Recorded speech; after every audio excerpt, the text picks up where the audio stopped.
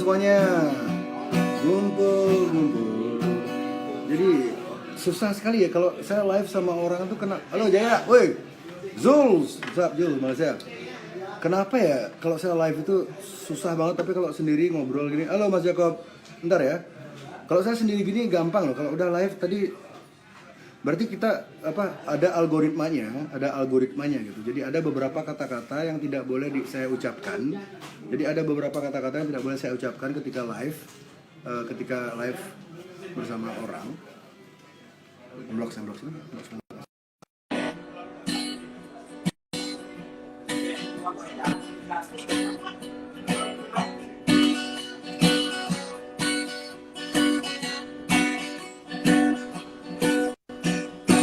Ya, algoritma berbicara lagi, Mas.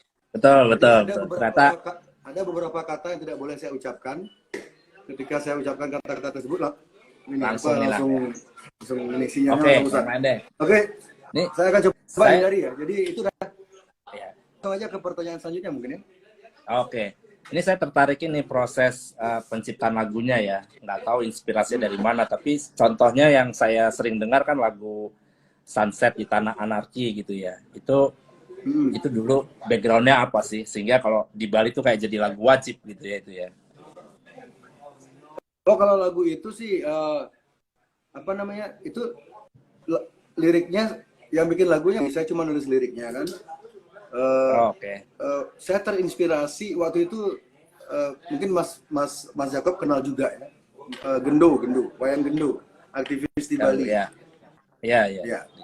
Jadi saya tulis lirik itu saya dedikasikan buat Gendo karena waktu itu karena ya sebelum maksudnya ada aktivis-aktivis lain yang punya kisah hidup yang jauh lebih dramatis dibanding Gendo ya, seperti almarhum Muni, Puji Tukul, Marsina, Aidit, banyak. Tapi karena saya dekat sama, jadi saya tahu bagaimana dia berusaha perjuangan seorang aktivis yang punya musuh yang kuat, yang dia Gendo sampai dicari ke kantornya, dihajar preman rame-rame karena perjuangan dia. Jadi menjadi aktivis itu kan seperti bertaruh nyawa lah gitu. Bertaruh nyawa untuk orang-orang yang mungkin nggak peduli sama kamu gitu. Jadi itulah dirma aktivis itu, seperti itu yang saya lihat ya. Saya tidak akan pernah mengklaim diri saya aktivis karena saya jauh dari knowledge saya, lifestyle saya itu bukan knowledge atau lifestyle aktivis. Saya lebih kepada supporternya aktivis. Tapi yang saya lihat tuh aktivis itu, dilema aktivis itu adalah itu, mereka tuh rela meninggalkan mereka itu rela mengesampingkan keluarganya, rela mengesampingkan ambisi pribadi mereka, memperjuangkan hak-hak orang banyak yang mungkin nggak peduli sama mereka sebenarnya kayak gitu. Tapi ketika perjuangan itu berhasil, orang-orang itu akan menikmati hasilnya juga. Ya, saya nggak nyalain orang-orang yang nggak peduli sama aktivis, tapi saya cuma gambarannya seperti itu. Jadi ketika saya tulis lirik lagu itu, saya ngebayangin kehidupan seorang Gendo yang tiap hari diteror oleh ormas ke kantornya. Anak-anaknya Wiji Tukul yang sampai sekarang tidak mengetahui kejelasan orang tua mereka kan. Ya, jadi saya mencoba masuk ke psikologi mereka. Jadi saya bayangin apa kira-kira perasaan saya kalau saya menjadi mereka. Gitu. Akhirnya lahir gitu. Oke. Jadi lagu itu bukan tentang saya. Perhatikan. Mungkin banyak yang mikir, mungkin banyak yang mikir itu lagu tentang penulisnya, tentang Jering. Enggak, ini lagu ini sering kali saya bilang kok, ini lagu ini untuk aktivis-aktivis yang beneran aktivis. Kalau saya kan aktivis abal-abal, aktivis KW. Saya cuman saya tribute lah, sebuah my hats off gitu loh, kayak my hats off to all the real aktivis yang benar-benar berjuang dan bertaruh nyawa di luar sana. Oke. Nah terus ini saya juga seingat saya dulu itu awal-awalnya SID lirik lagu tuh bahasa Inggris kalau nggak salah ya. Mostly kan bahasa Inggris. Iya ya. Mostly bahasa Inggris. Lalu mulai lagu kapan? Mulai lagu apa ya itu yang berbahasa Indonesia dan mungkin karena ada tujuan tadi mau tujuan mau Iya. merangkul masa lebih banyak gitu ya. Gini, kami 3 album ketika kami rilis secara independen kan semua liriknya bahasa Inggris. Itu bukan karena kami sombong atau bukan karena kami ingin menonjolkan skill bahasa Inggris. Skill bahasa Inggris kami itu pas-pasan kok. Ya, semua bertiga kami nggak ada yang jago banget bahasa Inggris. Tapi kami menulis lagu Inggris lebih kepada karena waktu itu karena band-band punk yang kami dengarkan, band-band bergenre punk yang kami dengarkan, yang kami jadikan kiblat segala macam itu semuanya berbahasa Inggris.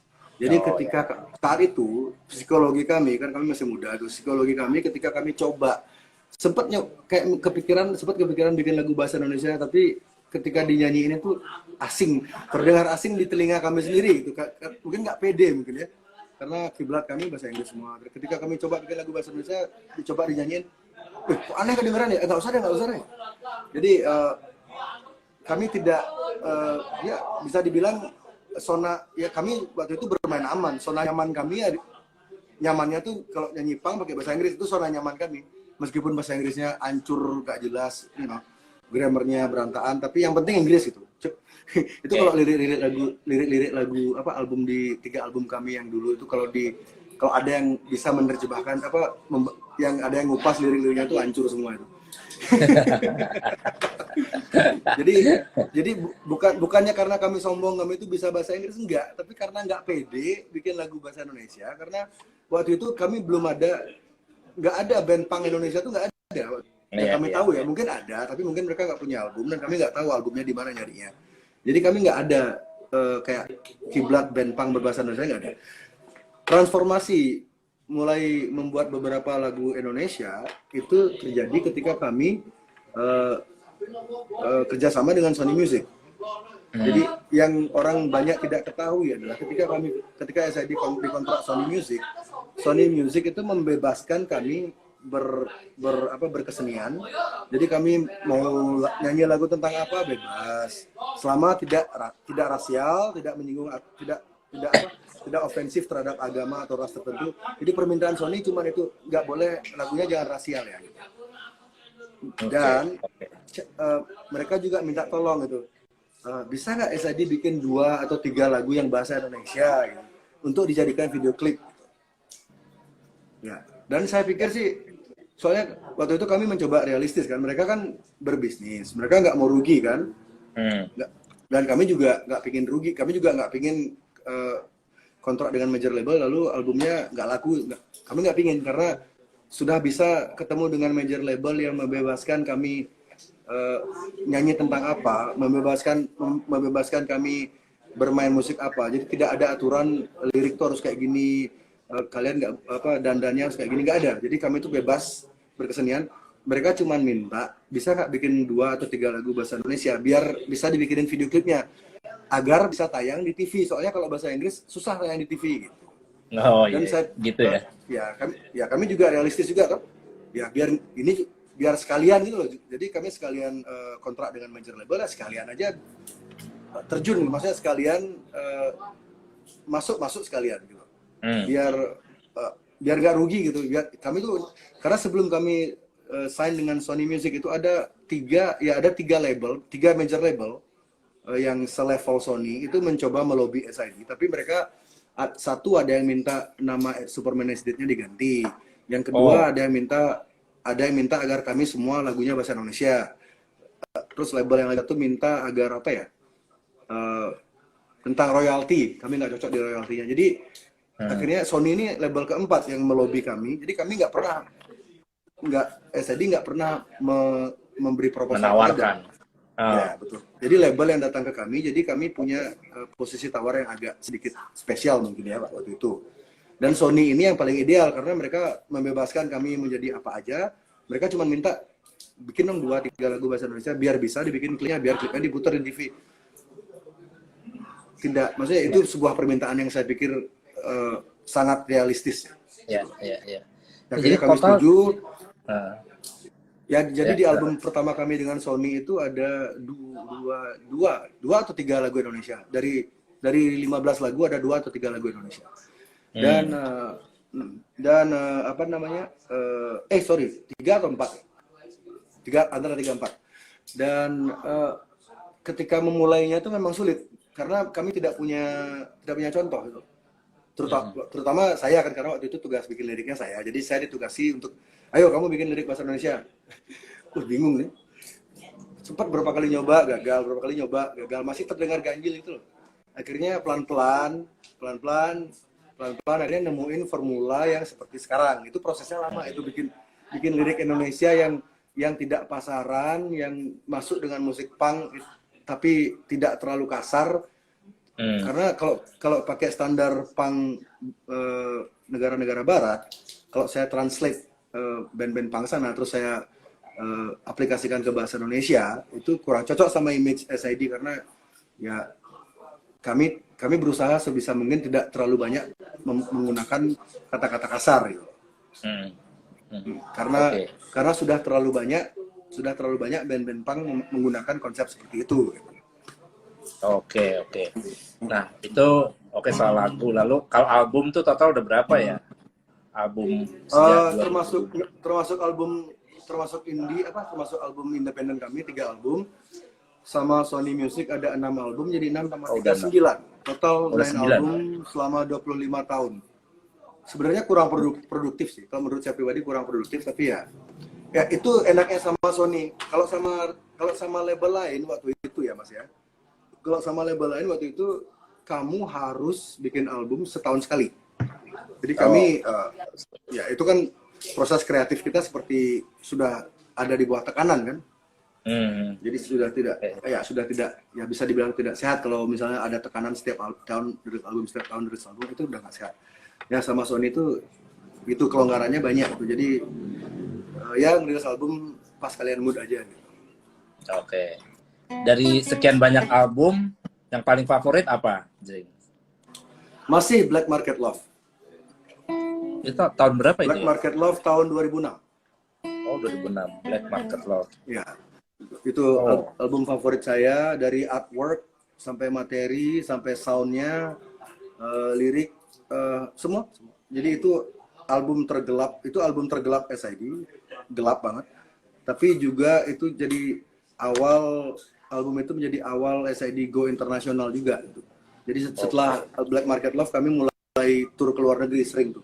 Karena Black Market Love rilis 2007 kami tur ke Australia sebulan, 15 konser. Lalu 2009 kami tur di festival banget di Amerika, itu 15 kota. Lalu ya berlanjut terus. Jadi mungkin kalau bagi saya pribadi sih album itu kayak semacam penanda naik kelasnya SID. Jadi penanda SID sudah naik level itu album itu menurut saya pribadi. Iya. Waktu itu banyak ya keliling ke Amerika ya. Oke. Nah, iya nih udah berapa kali kita putus-putus, tapi kayaknya juga emang udah cukup lama nih kita ngobrol nih. Udah tidur. Yang nyensor tuh udah tidur, udah kecapean. terus mereka juga ngelihat ini viewersnya dikit. Oke, dikit. Ya. Jadi udah gitu ya. Jadi nggak apa-apa, kan seperti saya bilang tadi. Kalau Anda demokrasi itu ada ketika Anda tidak punya power yang besar mendukung Anda. Tapi kalau Anda punya power besar dan mendukung Anda, demokrasi itu mati. Nah, ini agak personal nih, Bli. Jadi apa yang beda setelah menikah dan sebelum menikah nih? Kehadiran seorang Nora apa artinya untuk Jring? Waduh. Apa ya? Saya nggak nyangka loh. Saya nggak nyangka saya akan bertemu manusia seperti istri saya. Itu nggak nyangka. Benar-benar nggak nyangka. Dan yang pasti saya setiap hari itu merasa sangat bersyukur, berterima kasih kepada semesta.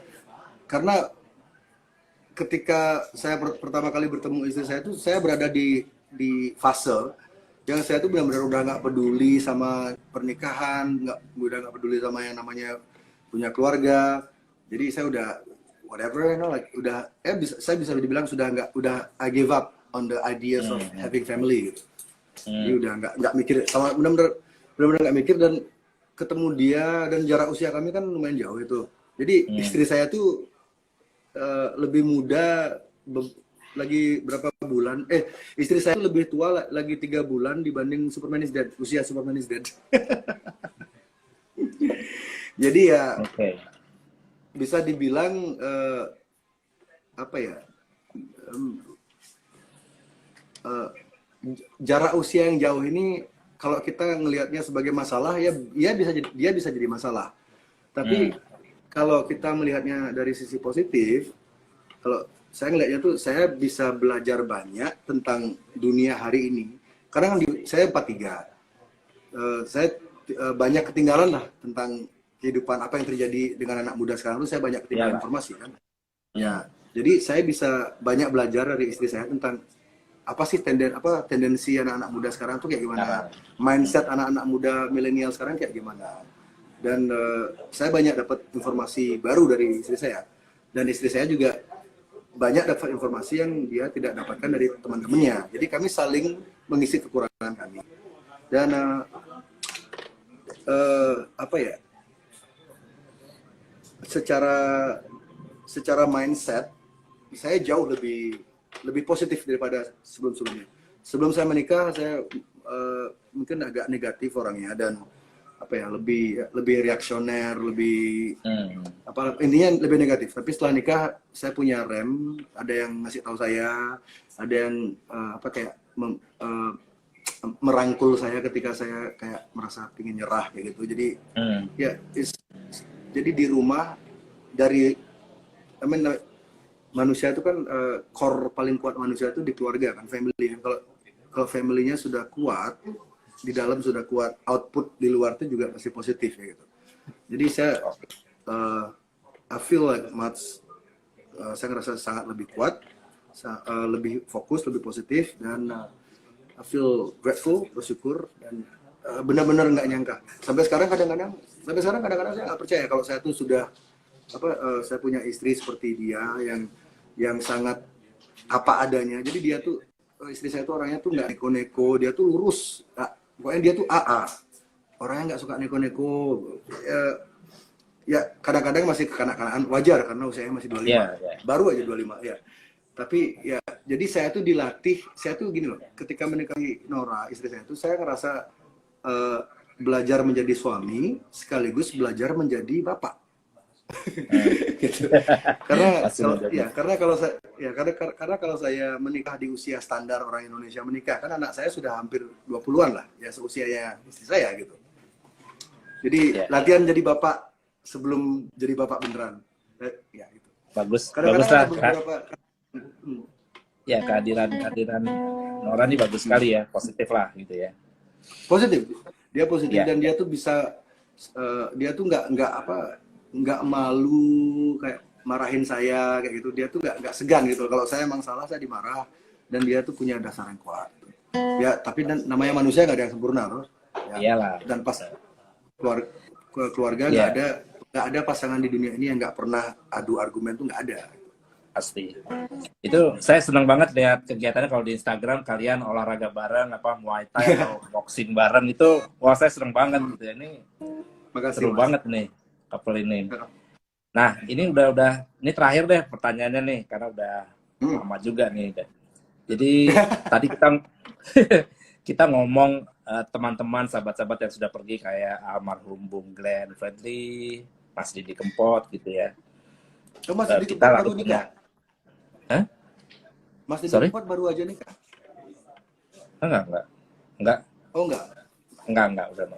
Enggak. Okay. Cuma kita punya kenangan yang baik untuk teman-teman yang baru saja pergi itu. Nah, ini kalau sebagai seorang manusia ya, siapapun gitu, kita setelah kita nggak ada nih gitu ya, kita pasti ingin dikenang orang sebagai apa atau bagaimana gitu. Nah, untuk Jering sendiri bagaimana?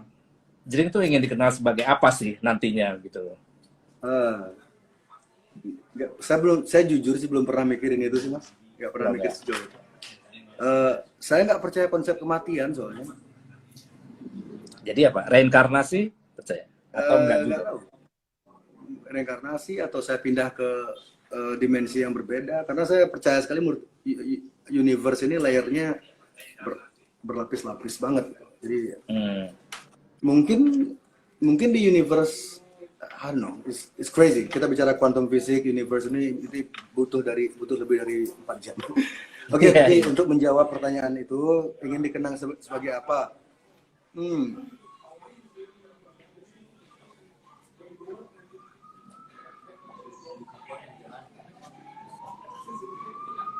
Oke, saya ingin dikenang sebagai musisi yang sangat sayang sama istrinya. Udah itu aja.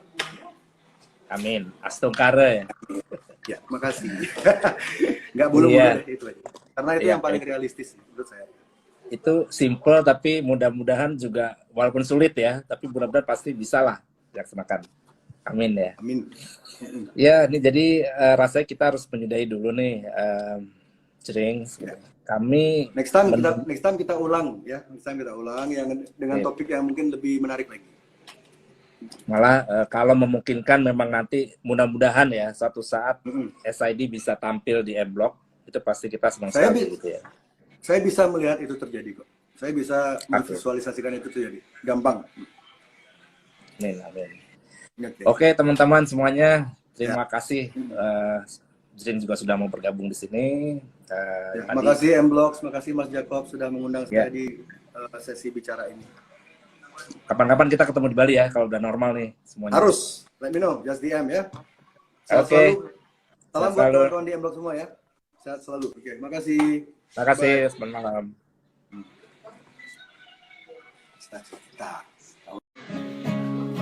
Oke, sekarang saya nyanyi aja ya. Masih ada 2 lagu lagi.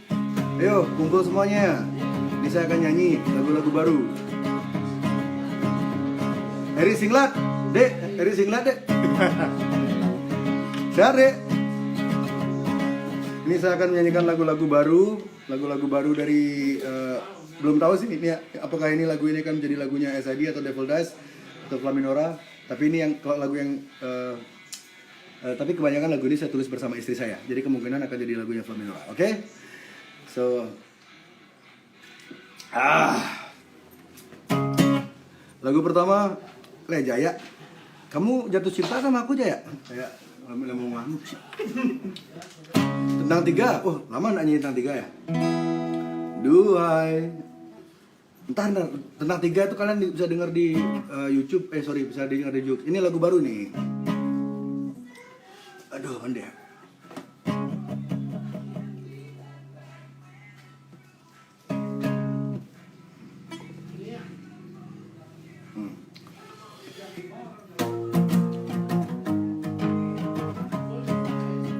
Judul lagu ini Tarian Kesepian. Jadi buat kalian yang terjebak di rumah, buat kalian yang tidak punya pilihan untuk keluar, buat kalian yang merasa situasi bangsa ini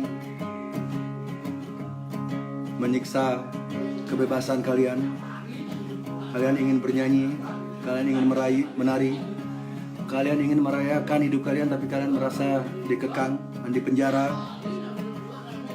oleh sistem, dipenjara oleh rasa takut, dipenjara oleh Bligates. Tarian Kesepian.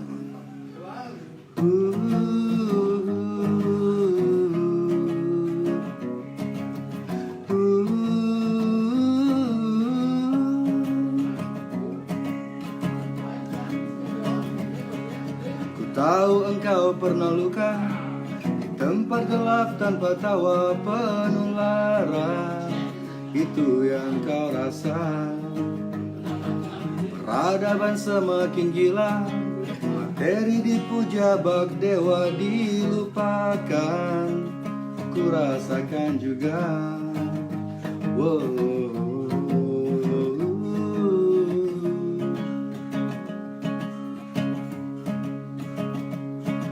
Terlahir dikejar ambisi, nuranimu dipeti mati, dibutakan. Itu Brigades, harta dan tahtanya. Meski lelah dan tersisi, ku percaya kau akan bangkit, menemukan sebuah ketulusan. Oh, oh, oh, oh. Menarilah rayakan sepi sendiri, kawan sejati kan datang aku berjanji. Sepiku sepimu ya akan bertemu, tunggu aku simpan dansa terbaikmu.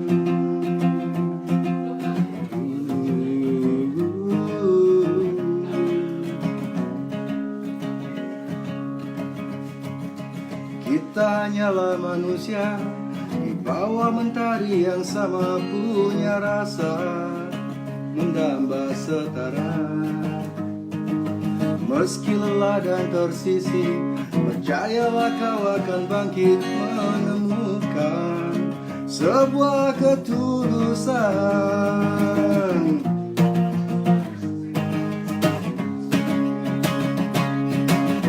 Menarilah rayakan sepi sendiri, kawan sejati kan datang aku berjanji.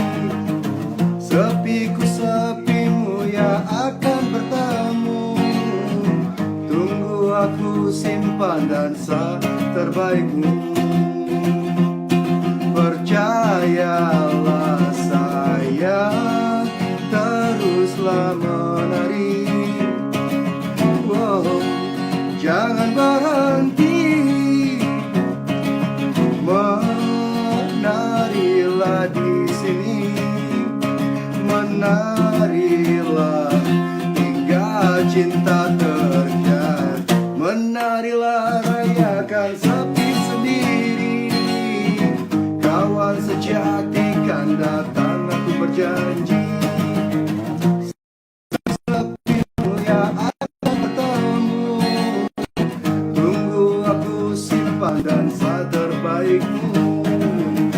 Menarilah rayakan sepi sendiri, kawan sejati kan datang aku berjanji. Sepiku sepimu ya akan bertemu, tunggu aku mama simpan dansa terbaikmu. Percayalah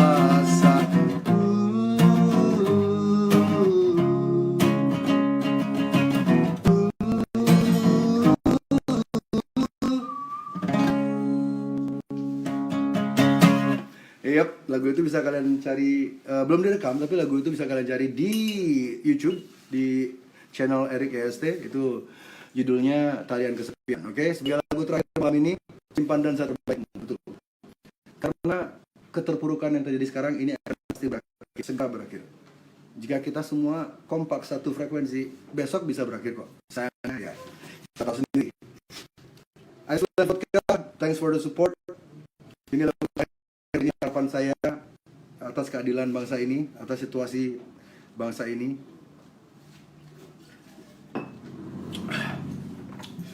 Semoga keadilan yang sejati bisa lekas terjadi di Indonesia. Cahaya Nusantara.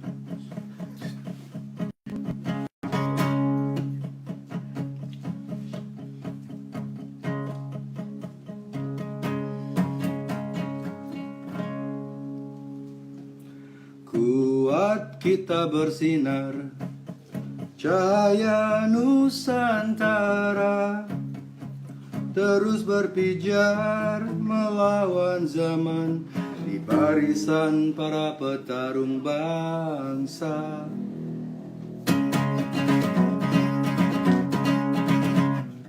Mutiara tenggelam menunggu ditemukan. Ia terpenjara dan tuman lara, satria menangis membakar mahkotanya. Jelang hari benderang, tegakkan keadilan untuk anak bangsa rakyat jelata. Dengarkan ini duhai para penguasa, kita Indonesia berjayalah bersama, lepas dari semua penjajahan, berdiri di atas Indonesia baru, adil untuk semua, lepas dari segala penindasan, merdeka dalam arti sebenarnya. Kuat kita bersinar, cahaya Nusantara, terus berbicara melawan zaman di barisan para petarung bangsa. Yang hari benderang, tegakkan keadilan untuk anak bangsa rakyat jelata. Dengarkan ini duhai para penguasa, kita Indonesia berjayalah bersama, lepas dari semua penjajahan, berdiri di atas kaki sendiri. Indonesia baru, adil untuk semua, lepas dari segala penindasan, merdeka dalam arti sebenarnya. Darah ini tak mengering untukmu, baby. Darah ini untuk Indonesia. Darah ini tak pernah kering untukmu, percayalah, merdekalah.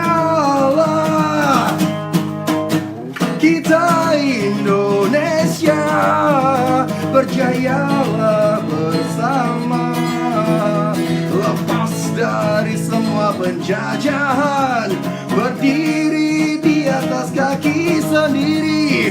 Indonesia baru, adil untuk semua, lepas dari segala penindasan, merdeka dalam arti sebenarnya.